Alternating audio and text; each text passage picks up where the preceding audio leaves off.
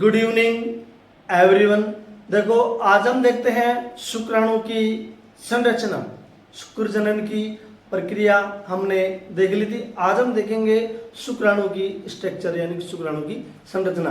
देखो यहाँ के सामने शुक्राणु की संरचना दिखाई दे रही है। देखो इसके 4 भाग होते हैं। पहला भाग होता है हेड, दूसरा होता है नेक, तीसरा होता है मिडल पीस और चौथा होता है टेल। यानी कि शुक्राणु की संरचना पढ़ते हैं तो हम उसको 4 भागों में डिवाइड कर लेते हैं। अब देखो सबसे पहले देखते हैं हेड।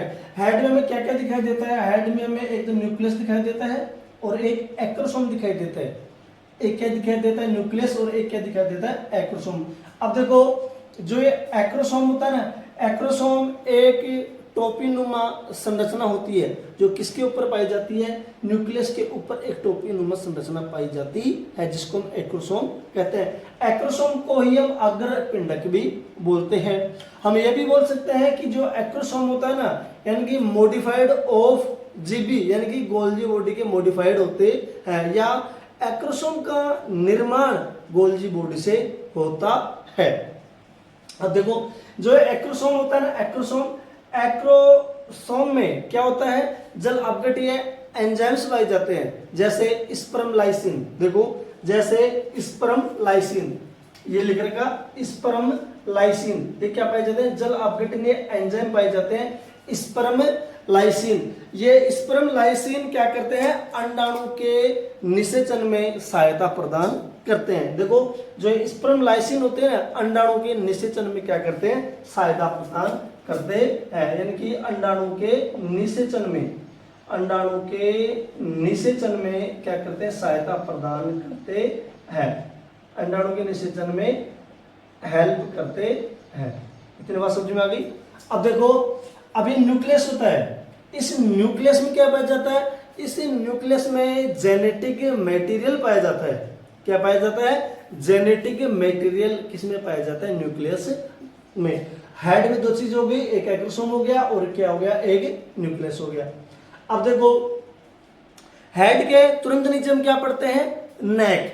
नेक में क्या दिखाई देता है? हम यानी कि जो नेक होती है, गर्दन होती है, उसमें हमको 2 सेंट्रियोल दिखाई देते हैं। एक सेंट्रियोल को हम प्रोक्सिमल सेंट्रियोल बोलते हैं, दूसरे को हम डिस्टलिस सेंट्रियोल बोलते हैं। ये दोनों सेंट्रियोल ध्यान रखना एक दूसरे के समकोण पर स्थित होते हैं। दोबारा सुन लो, यानी कि ये प्रोक्सिमल सेंट्रियोल यानी कि समीपस्थ सेंट्रियोल एवं डिस्टल सेंट्रियोल यानी कि दूरस्थ सेंट्रियोल, ये दोनों एक दूसरे के समकोण पर स्थित होते हैं। अब देखो जो ये डिस्टल सेंट्रियोल होता है ना, दूरस्थ सेंट्रियोल से एक्सोनिमा यानी कि एक एक्सोनिमा निकलता है जो टेल यानी कि पूंछ तक जाता है।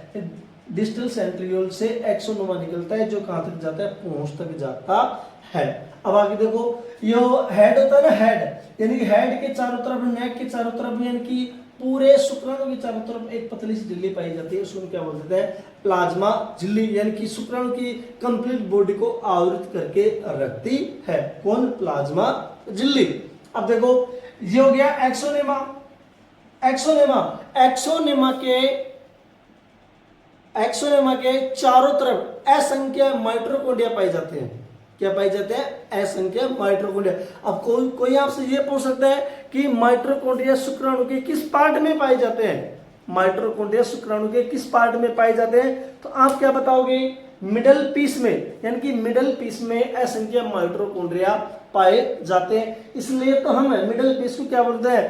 Power house of energy. यानी कि मिडल पीस होता है ना, हम इसको क्या बोलते हैं? Power house of energy. यानी कि सबसे ज्यादा ऊर्जा कौन प्रदान करता है शुक्राणु को? Middle piece. आगे देखो जो ये माइटोकॉन्ड्रिया होता है ना, माइटोकॉन्ड्रिया ये पूंछ को गति प्रदान करने में सहायता प्रदान करते हैं। यानी कि गति प्रदान करने के लिए क्या करेंगे? ऊर्जा उत्पन्न करेंगे।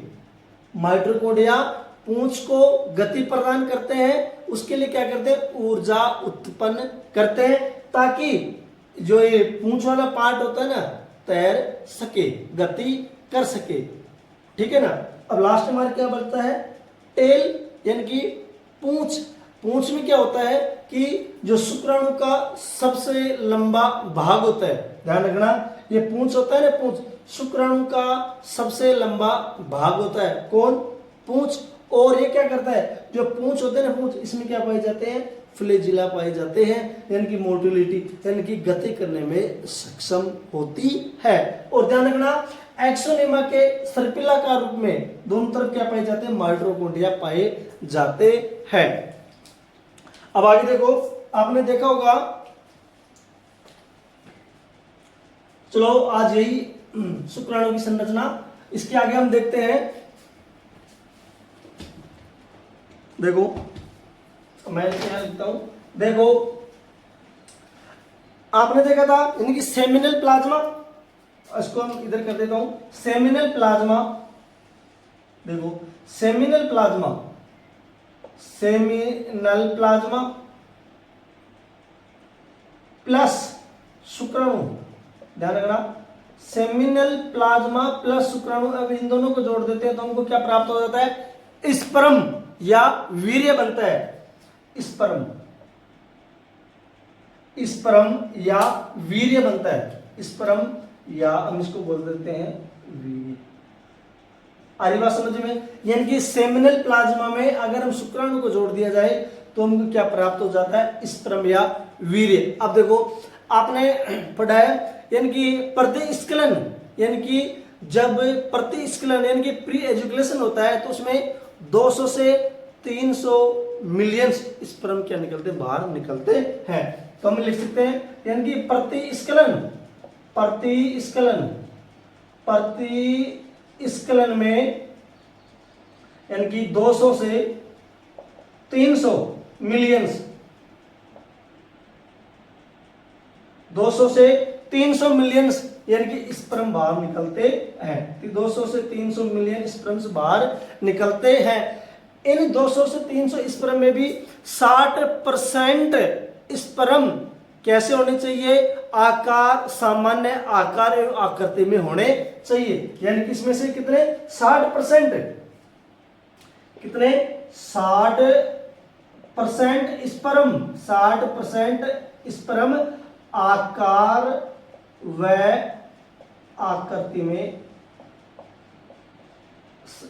यानी कि इसमें से 60% स्पर्म आकार एवं आकृति में सामान्य होने चाहिए। अब देखो इन 60% में से भी 40%, इनमें से भी कितने?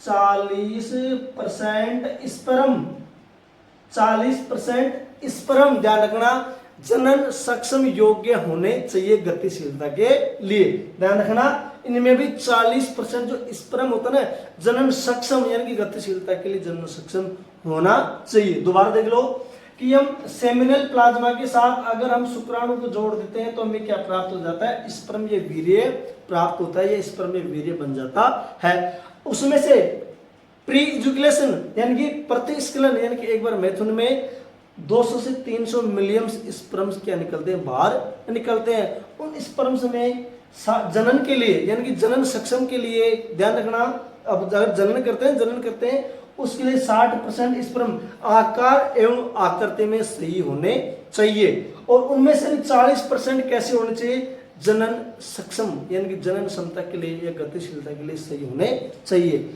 वीडियो कैसा लगा? अगर वीडियो अच्छा लगा हो तो ज्यादा से ज्यादा सब्सक्राइब करें, बेल आइकन घंटी को दबाएं। जय हिंद, जय भारत एंड शेयर करें।